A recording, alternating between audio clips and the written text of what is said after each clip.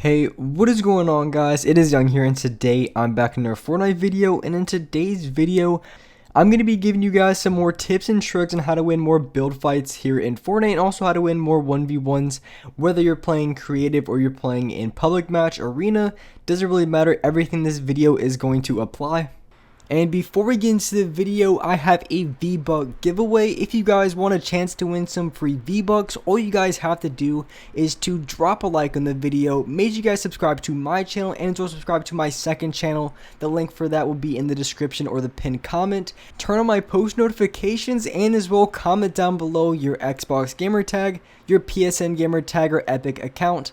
And as well, if you guys would like to support me in the item shop, all you guys have to do is go over to the item shop, go down to support a creator, type in my code is Younghumor, and you guys will have me added and supported as a creator. I really do appreciate all you guys who do add me. And alright guys, let's go right to the video.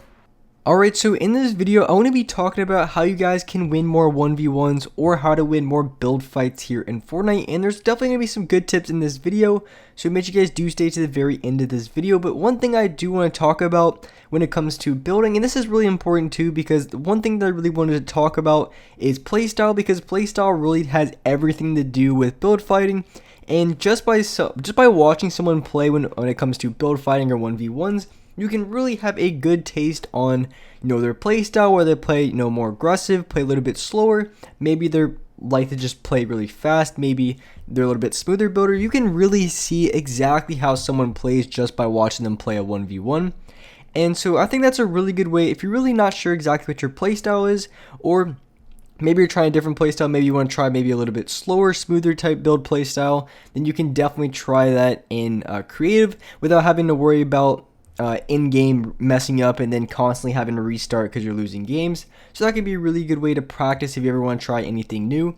But for me personally, my playstyle, and it really is different from person to person, but I do play more of an aggressive type. I W key a ton, as you guys saw right there. Pretty much just aggressive as possible, jumping around corners, trying to predict, going for as many shots as I possibly can. And that's just how I play. Some people like to go for a little bit more technical stuff. Some people are a little bit better at building when it comes to high ground retakes.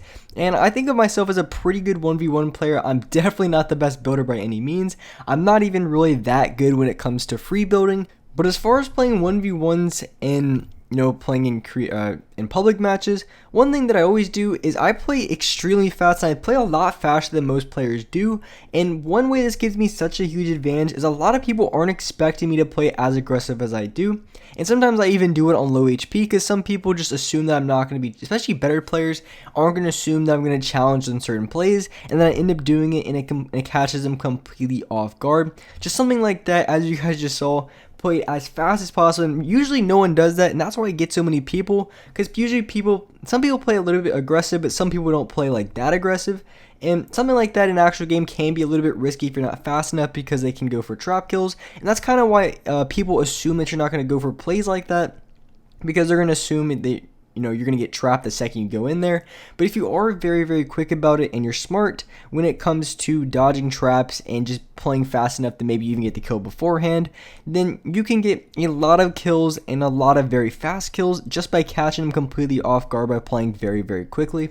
So when it does come to improving, I think that was the first thing you definitely have to look at is your playstyle, because the way I practice and improve is going to be a little bit different than someone who's a little bit more smooth. Because I feel like if you're a little bit smoother and slower, then you're going to have to be a little bit better when it comes to the building aspect, as opposed to me. Since I play so aggressive, I just focus on, W keying, spraying as much as possible, and different plays like that. So I really don't have to worry about doing a bunch of crazy high ground retakes and a bunch of builds like that. Just because I play so aggressive, there really isn't any need to try to go for any of those, because at most, honestly, especially when it comes to public matches, it would really just slow me down.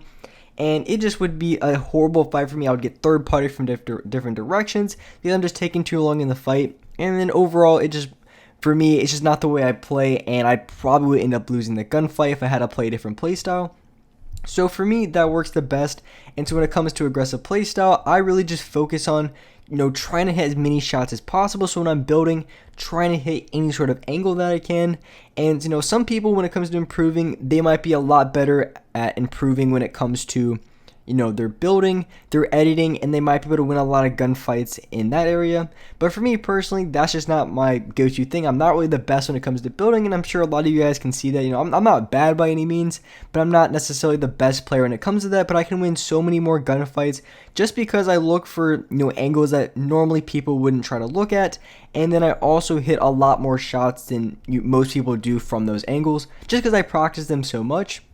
So just focusing on your strengths in every single fight just gives you such an advantage. If you know you're good at aiming, you know you're good at building, then that's the number one thing you want to focus on in a fight. And it always helps to improve those other areas. But if you really want to win the fight the easiest way possible, if you know you're good at aiming, don't try to go for any crazy high ground retakes, free builds, edits, or anything like that.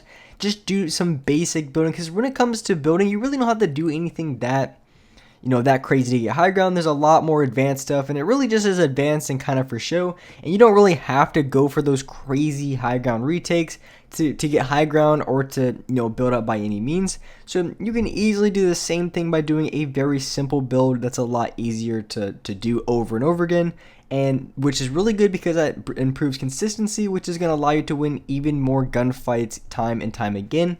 And when it comes to building, for me, when I play in public matches, because I play a lot of my games, I don't really play too much arena and competitive, but as far as public matches, for the way that I play build fights, maybe a little bit different than a lot of people. I usually play on a little bit more conservative side of building, which means when it comes to building, I'd prefer to not get hit than to have high ground, if that makes sense, because I've had so many times where I used to play where I would do pretty much anything to get high ground, and this ended up costing me more games than it helped, because yes, I would end up getting high ground very, very easily, but the downside of it was I would get high ground, but I would lose 100 HP, maybe even 50 HP, maybe I lose like 180 and I'm down to like 20 health.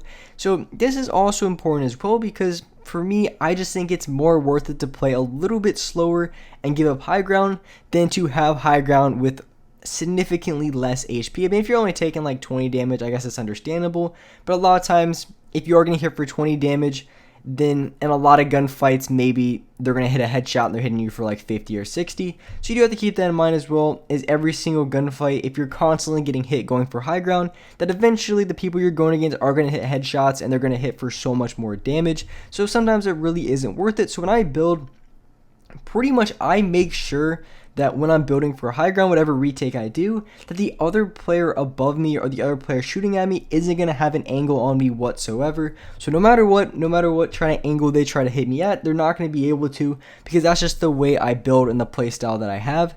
Because I'd rather, like I said, not get hit than just to have high ground. It really doesn't serve that much of a purpose if you don't have that much HP.